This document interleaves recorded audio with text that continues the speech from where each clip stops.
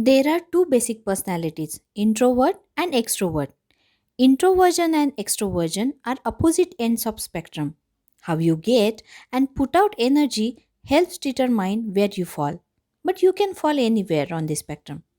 There are lots of myths surrounding the concept of introvert versus extrovert. Let's have some realistic look at this spectrum. Roughly there are some behavioral patterns of extrovert such as extroverted people tend to feel most comfortable when working with other people.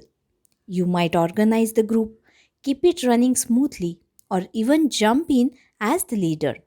Number two, extrovert tends to take action rather than ponder.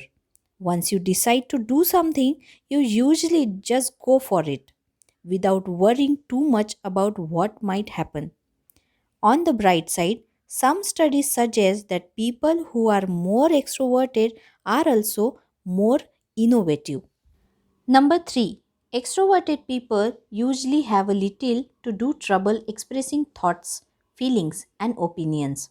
This can range from minor preferences, such as the food you dislike, to deeper emotions, including romantic feelings. Number 4. Extroverts find the good in everything. They bounce back more readily when something bad happens instead of feeling drained or overwhelmed. Extroverted people are generally known to be very sociable, having a large circle of friends, enjoy meeting new people, find it easy to have a heart to heart conversation with the strangers or the people you don't know very well. Some studies link higher in extroversions with a longer life. Summary of all points is extrovert draws their energy from the outside world, the people, places, and the things around them. About introvert, it's often said that they are shy or socially awkward, lack of strong interpersonal skill, or don't make good leaders. But this is not true always. For introversions, their energy comes from within instead of from the people and the things around them. Let's know more about introvert guys.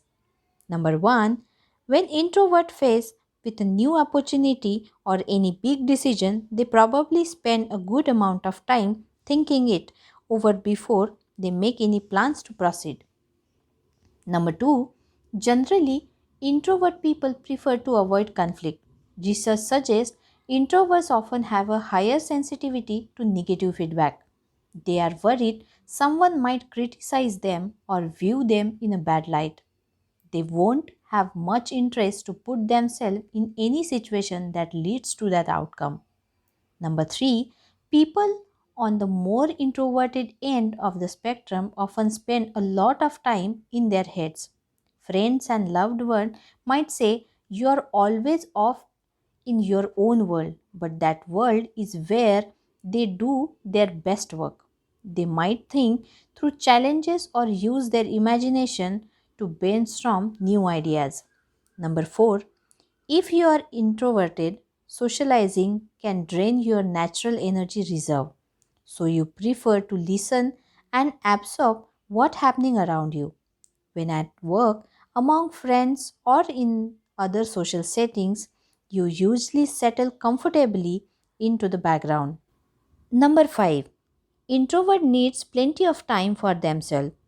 This doesn't mean they always avoid people, but they probably don't have a large social network. Now, what it means if you fall in between the two? There is a word for that. Ambiversion.